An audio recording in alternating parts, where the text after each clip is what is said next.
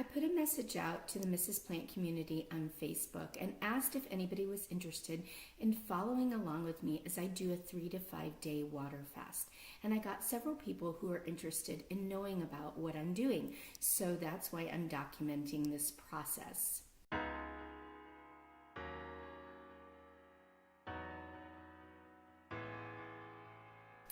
I want to start by saying this video and these videos are not to encourage you to water fast.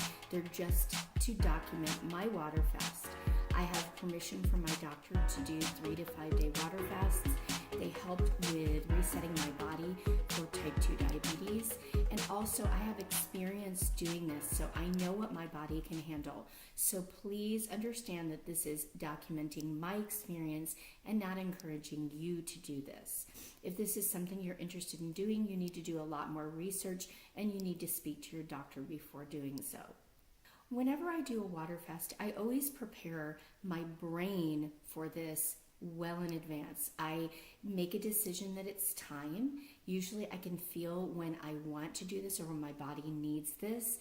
And then I mentally prepare for it, because remember, you're not going to be eating any food during this time. So you have to be mentally prepared. And you also have to be prepared to not be having plans that include food, like having people over or going to meetups or meeting with friends for lunch or something like that.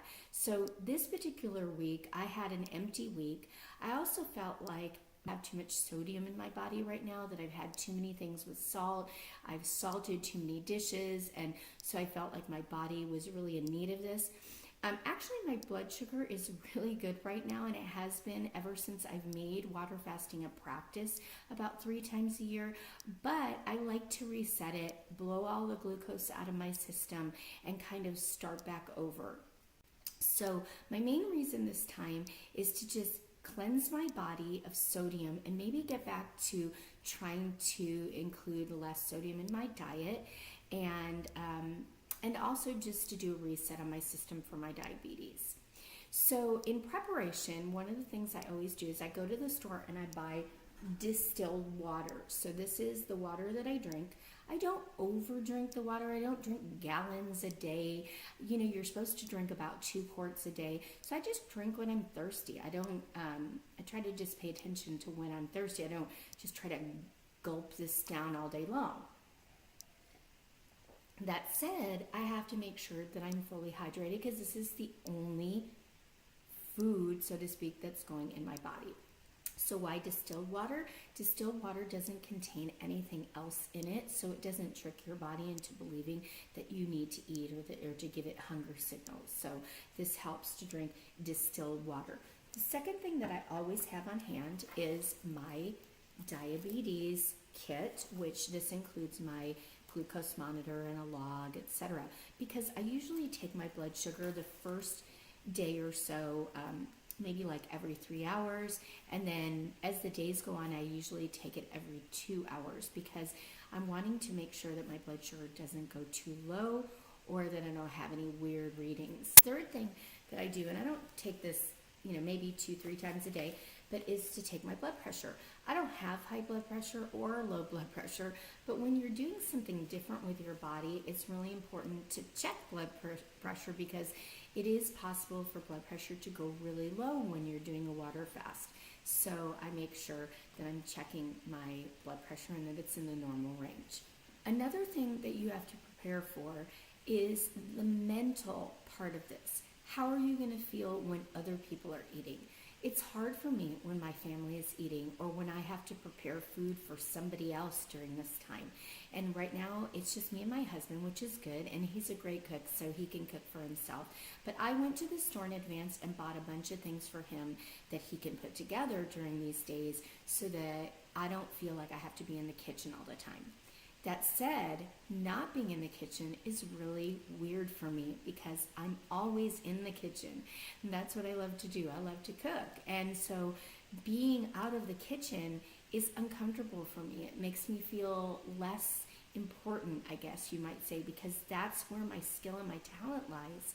So it's really a mental practice for me to learn how to be out of the kitchen, and I think it's a good thing. So during these times being out of the kitchen, really kind of lets me use my brain for something else, something that maybe I'm not as strong at. So how am I going to feel today? Well, I'll do a video later on today, but I will tell you that generally the first day is hard for me because you're going to have some hunger pangs, or what you think are hunger pangs. You learn later on that a lot of this is not really hunger, and it's just mentally going to be hard to not eat.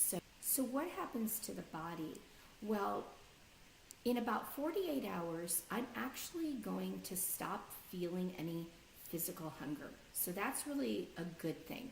So when I water fast, I always try to make sure to go at least more than 48 hours, because at about 48 hours-ish, you will have burned all the glucose out of your system. And then what happens is your brain shuts off that mechanism that tells you that you're hungry. So it does make water fasting a lot easier. That's why you'll see people that fast for 10 days or they'll fast for 40 days. I think you really shouldn't fast. And of course that would be supervised, but never more than that. But what I do to make sure that I'm actually in ketosis, or just to kind of know that I'm in ketosis, is I have some little sticks, and I actually ran out, so they'll be here tomorrow. I ordered some new ones that after about 2 days, I will urinate into a cup and then check with these sticks to see if I'm actually in ketosis. So my goal is to be in ketosis because I want to burn all that glucose out of my system for a reset.